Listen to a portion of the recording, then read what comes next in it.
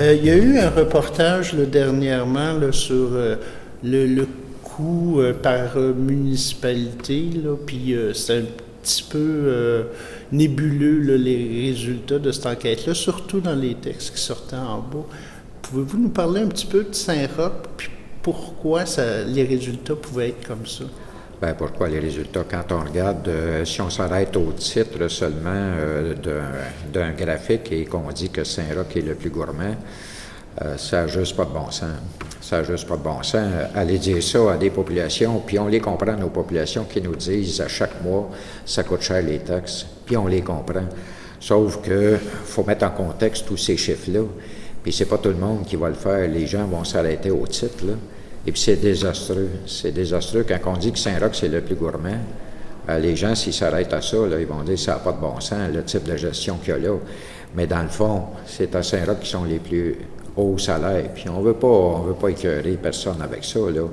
Alors, on nous compare avec Saint-Roch-Ouest que ça coûte moins cher, mais on peut faire dire ce qu'on veut aux chiffres, là. C'est désastreux, c'est d'installer de la zizanie pour rien.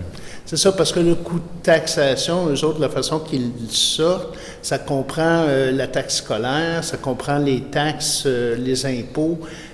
Donc, ça donne des chiffres un peu étranges. Il n'y a pas un maire qui a droit au chapitre à ce niveau-là.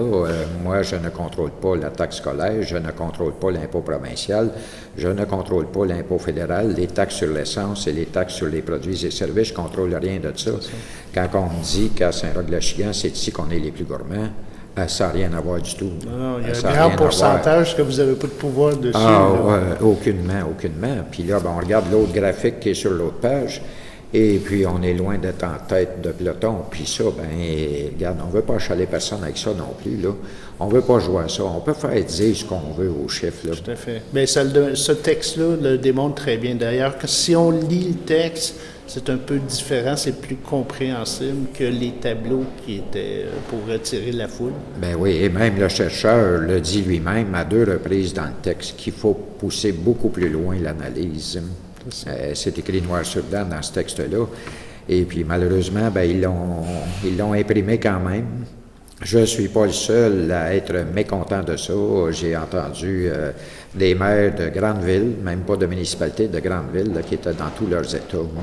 Oui, et avec raison. Ça porte à quelque part, c'était pénalisant pour les villes qui étaient les plus riches, on peut dire, en fait de revenus familial. Ben voilà. Et puis plus riches aussi en revenus familial, plus riches en services aussi. Ça aussi. On s'entend que chaque municipalité fait l'offre de services qu'elle pense appropriée aux citoyens qui y habitent.